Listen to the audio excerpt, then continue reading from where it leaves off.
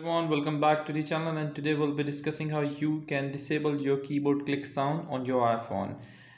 What you need to do is just go to your settings, and under settings you need to swipe up and you need to go to the sound and haptics.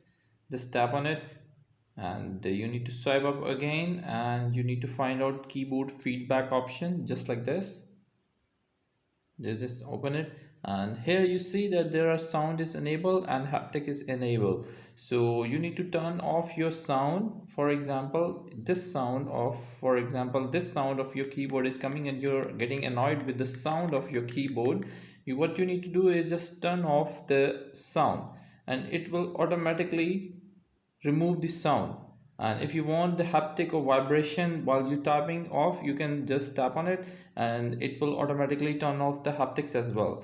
So that's how you can actually use your change your phone sound setting or disable it from your keyboard.